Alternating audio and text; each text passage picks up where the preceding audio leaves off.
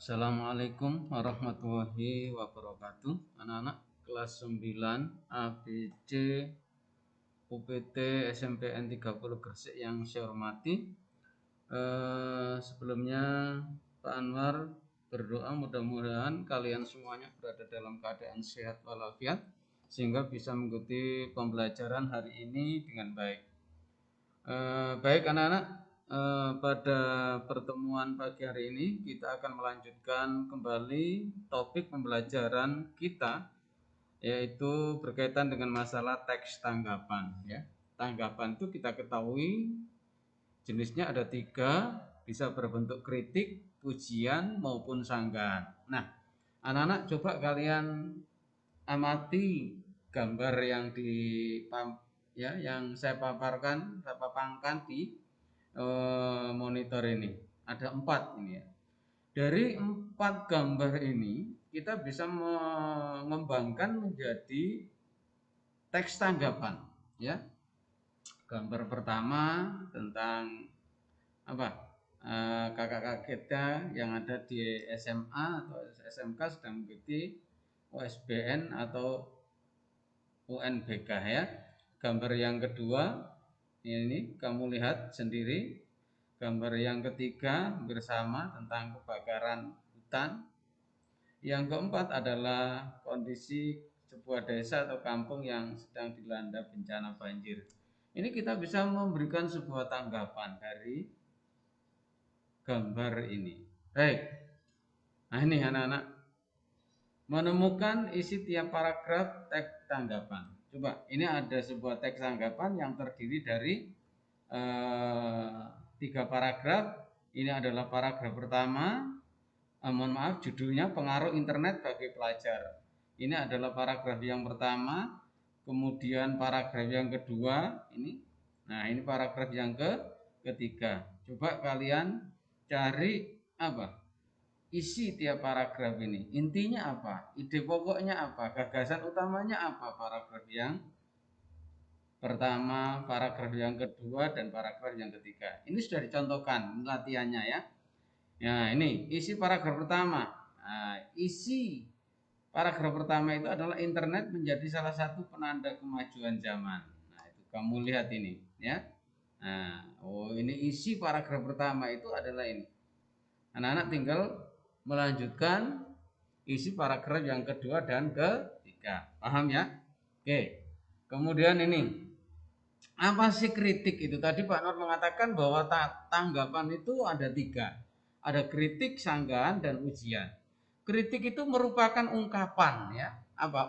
Ungkapan seseorang mengenai apa? Ketidaksetujuan terhadap suatu hal yang dilengkapi alasan membangun, bukan alasan menjatuhkan. Ingat, kritik itu, saya ulangi, ungkapan, ya kan ya, pendapat, ya, curahan hati seseorang tentang apa? Ketidaksetujuannya terhadap sesuatu. Ya seperti gambar tadi itu. Kan kita punya apa? Kalau kalian coba anak-anak ungkapkan tentang gambar ini kan bermacam-macam. Mungkin ada yang mengkritik, ada yang memuji, ada yang menyanggah. Nah, itulah yang disebut dengan apa tadi? Kritikan. Yang kedua, sanggahan adalah ungkapan yang berisi penolakan, jelas. Kalau kritik itu ketidaksetujuan, tetapi di sini ada alasan untuk membangun. Tapi kalau sanggahan, ungkapan yang berisi penolakan terhadap ide. Misalkan dalam rapat, dalam diskusi, rapat OSIS umpamanya ya, ada seorang yang melontarkan gagasan atau idenya, kita tidak setuju, kita tolak, itu namanya kalian sedang menyanggah, melakukan sanggahan, tetapi disusun menggunakan kesan persetujuan. Yang terakhir, pujian adalah ungkapan persetujuan ya. Apa? Oh, saya mendukung idemu, idemu luar biasa. Nah, ungkapan seperti itu adalah pujian ya, idemu patut didukung, idemu, gagasanmu memang gagasan yang cemerlang. Lah, ungkapan ide gagasanmu cemerlang itu merupakan pujian. Itu anak-anak. Nah, ini latihannya. Ini ada paragraf sederhana latihannya. Oh, ini kritik. Coba kalau tag yang kedua, ketiga ini apa? Kamu centang seperti ini. Oh, kalau ini sanggahan ya, berarti melihat ini tadi apa maksudnya ini ya, baru kalian centang. Itu saja. Latihannya saya kira tidak sulit. Nah, anak-anak, teks tanggapan kemarin telah kita bicarakan ya, strukturnya, urutannya. Teks tanggapan itu dibagi menjadi 3. Yang pertama, urutan yang pertama teks tanggapan itu ada disebut evaluasi, yang kedua deskripsi, yang ketiga bagian penegasan. Apa bagian evaluasi itu, Anwar? Yaitu bagian awal dari teks tanggapan kritis.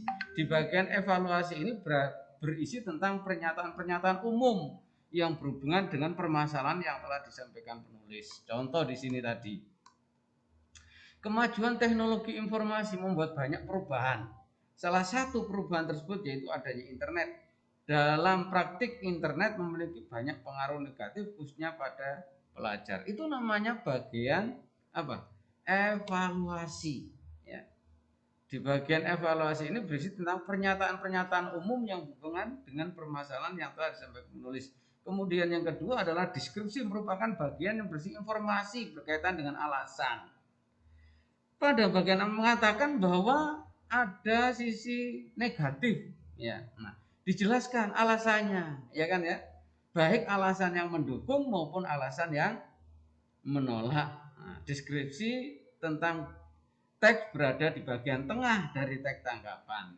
Itu. Yang terakhir adalah penegasan, merupakan penegasan ulang atau kesimpulan sekaligus saran terhadap sesuatu yang sudah diputuskan oleh penulis pada teks tanggapan. Contohnya, nah ini, untuk itu, nah itu namanya penegasan atau kesimpulan. Penggunaan internet perlu dibatasi dan perlu pengawasan orang tua kalau sudah mengetahui bahwa internet itu di samping punya dampak positif dan dampak negatif. Untuk itu penggunaan internet perlu dibatasi dan perlu pengawasan orang tua agar pelajar tidak terjerumus ke dalam hal negatif dan pelajar dapat memanfaatkan internet dengan baik untuk hal-hal yang positif. Nah, paragraf itu namanya penegasan atau simpulan. Ini latihannya yang terakhir cukup seperti ini. Nah, soal latihan yang ketiga. Nah, ini kalian tinggal mencentang satu paragraf yang dikutip oleh Pak Anwar ini masuk ke dalam evaluasi, deskripsi atau penegasan, ya kan ya. Nah, kamu centang itu saja mana yang benar. Demikian anak-anak pertemuan kali ini. Terima kasih atas perhatian kalian. Pak Anwar berdoa mudah-mudahan kalian senantiasa sehat, ya, sehingga bisa mengikuti pelajaran sekaligus melaksanakan atau mengerjakan menyelesaikan tugas-tugas yang diberikan oleh Bapak Ibu guru. Terima kasih. Assalamualaikum warahmatullahi wabarakatuh.